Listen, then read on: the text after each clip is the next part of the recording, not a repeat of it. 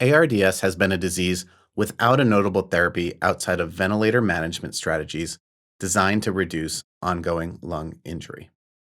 One potential therapy that has received its fair share of attention is the use of corticosteroids, specifically the class of glucocorticoids. Glucocorticoids function to regulate our immune system.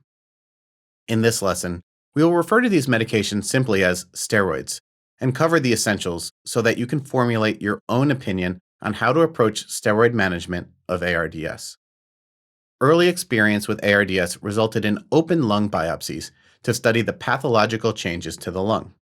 Noticing interstitial fibroblasts on these biopsies, clinicians posited that steroid therapy could potentially be beneficial in reducing the inflammation that causes these changes.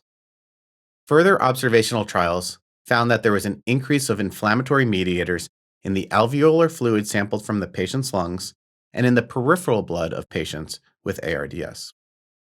Glucocorticoids work by binding to the glucocorticoid receptor alpha, represented here as GR alpha. This does two things.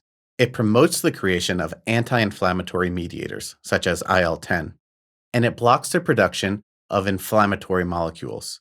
This dual combo cuts out inflammation and can prevent the ongoing lung inflammation noted in ARDS.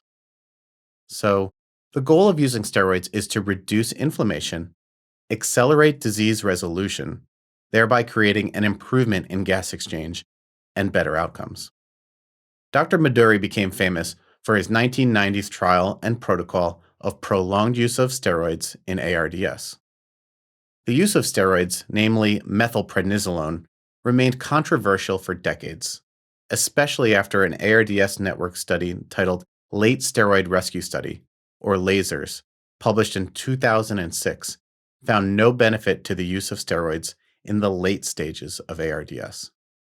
Notably, this study was performed in patients with late ARDS and as a rescue therapy.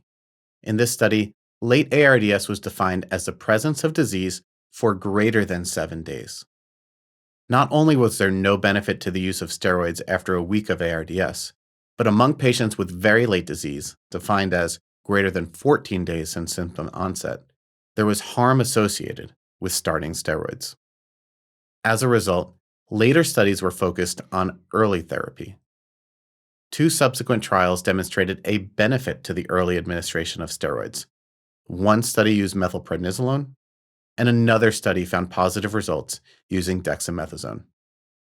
Recent investigations have focused on ARDS that develops as a result of COVID-19. Results from the recovery trial found a positive benefit to a dose of dexamethasone that was lower than that studied in the more heterogeneous ARDS cohort prior to the onset of the pandemic. So, what are our therapeutic regimens right now? In COVID-19 ARDS, the dose that has been demonstrated to confer a mortality reduction is 6 milligrams of dexamethasone per day for a total of 10 days. In general ARDS, 2 regimens have been studied. The first uses dexamethasone at a dose of 20 milligrams per day for 5 days, followed by 10 milligrams per day for another 5 days. The second protocol uses methylprednisolone. The way this was studied was using a weight-based regimen of 1 milligram per kilogram for the first 2 weeks, followed by a tapering dose of 0.5 milligrams per kilogram per day for the next week, and 0.25 milligrams per kilogram per day for the final week. The complications of steroid use in ARDS have also been studied. One of the complications that is top of mind is the possibility of an increased incidence of nosocomial infections. You might have also heard of this referred to as healthcare-associated infections, or HAIs. In the sum of literature on the topic, there has not been a persistent and reliable increase in the number of infections in those receiving steroids compared with patients that do not receive steroids.